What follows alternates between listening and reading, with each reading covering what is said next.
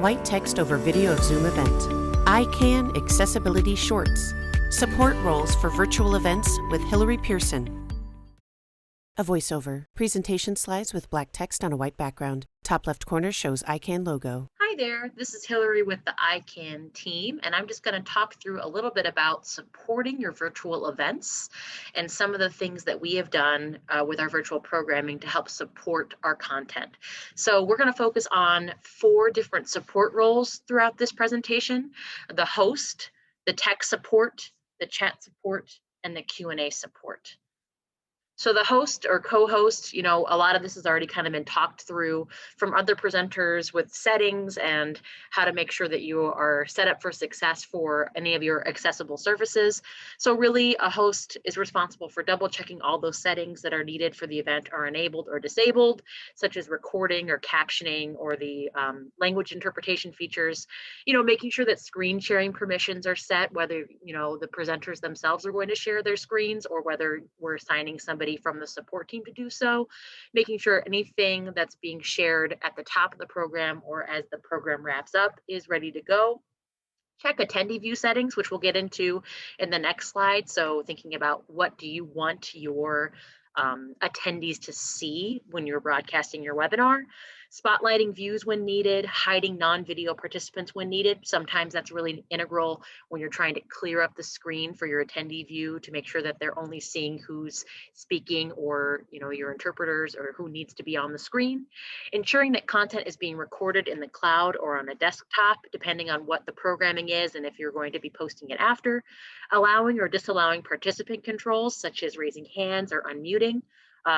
Additionally, hosts can also post polls, enable any additional features that are integral to the setting, such as a whiteboard or annotation options. So just making sure that all the pieces of the pie that are needed for the event to run successfully are preset and ready to go through the host controls. The screen I'm showing right now is an example of what a host can see when they are setting up the webinar.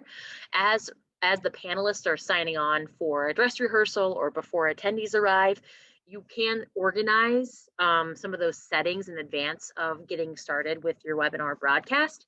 So if you click on the participant window when you're in the webinar setting as the host, you'll see this breakdown of panelists and attendees. And on the bottom right corner, there'll be 3 little dots that you can click for more options. And that's what's on the screen right now is that window that pops up that starts with ask all to unmute when you click on those 3 little dots. And an important setting to note here is that there is an option to set the video layout for attendees prior to starting the event. So you can have your attendees follow the host view mode, follow an active speaker view mode, or follow a gallery view mode. So a reminder for webinar is that you as the host and your back-end panelists are going to be seeing something different than your attendees. So it's important to go through that video layout table to make sure that you are broadcasting what you want for the day.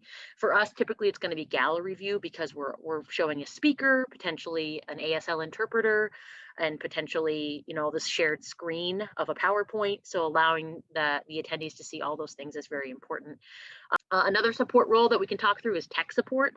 So really this person is sort of your behind the scenes person who's managing any issues that might arise with, viewing the interpreter or having issues with captioning or any other functionality of Zoom.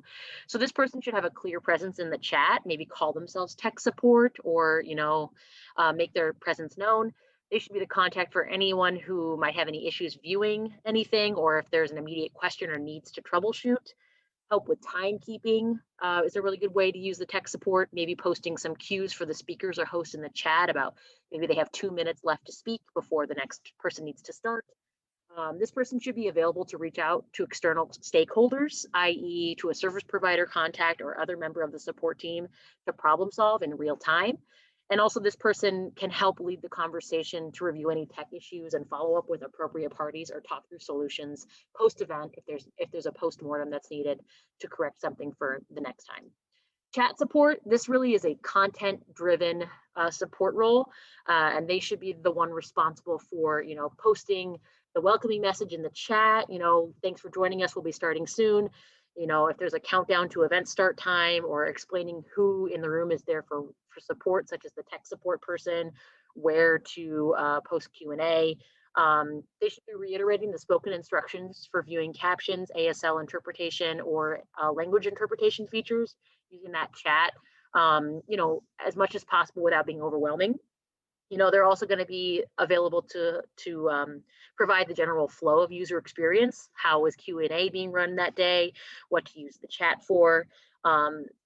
Also helpful for the chat support person to be in charge of links that are going to be tied to the program, such as maybe a presenter's website as they're speaking, their social media handles, maybe some resources, survey link, future programming info, things that are really content driven regarding this program. And Q&A support. So this person should be focused really on what's happening with questions that are submitted. So they're really sorting any questions out for things that can be answered immediately by them, things that are going to be answered live during the event, and then things that might be a larger bandwidth question that need to be answered post-event via a follow-up email. This role is really scalable because it depends on really what your format is for the programming. If you're not expecting a lot of Q&A, or if you really haven't set yourself up to, really have time for that, this person could maybe be absorbed into one of the other roles. But if you're really doing a Q&A heavy program, it's great to have somebody monitoring that. And then some additional recommendations that we just have learned along the way as we've all embraced Zoom. Creating a virtual event checklist for pre-event, during the event, and post-event will really help you get started and streamline some of these processes and make sure that you have enough support in the room to help you. Creating shareable documents that the support team can refer to and use during the program. Like, we found it really helpful to have a chat link and a Q&A document that are separate from Zoom that we can organize. We use Google Documents to do that, so it kind of updates in real time. You can really make sure that you can copy paste exactly what you need from helpful chat links, and you can organize any of the Q&A portion of Zoom so that you can prioritize the questions that really should be answered or who should be answering them. Make sure that you're sharing PowerPoints, you're sharing resources and speaker names with service providers at least 48 hours prior to the event as much as possible. If you can conduct a dress rehearsal or a tech rehearsal, maybe enabling practice sessions through webinar, that's a really great way to catch any of the things that you might not be thinking about during the program and make sure that you aren't kind of stuck during the event trying to problem solve.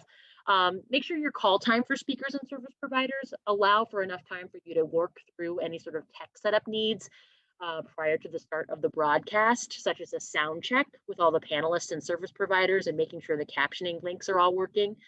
Keep connected outside of the Zoom space for any troubleshooting. I would just encourage your support team to be connected via a text chain or some sort of messaging service so that you can stay in the loop with each other and problem solve in real time as needed. And then always remember that events are scalable. If you have more presenters or elements in your program, try to add more support if you can, or try to figure out ways to be creative, that you're using the right people in the right spaces. Thank you so much. That's all for me. White text on a black background. Support roles for virtual events with Hillary Pearson, presented by Illinois Cultural Accessibility Network as part of Accessibility in Virtual Events, a technical step-by-step. For workshop resources and more information, visit chicagoculturalaccess.org. Presenter and creator, Hillary Pearson, CCAC and Senior Manager of Operations and Accessibility Services at Harris Theater for Music and Dance. Video accessibility by BridgetMelton.com.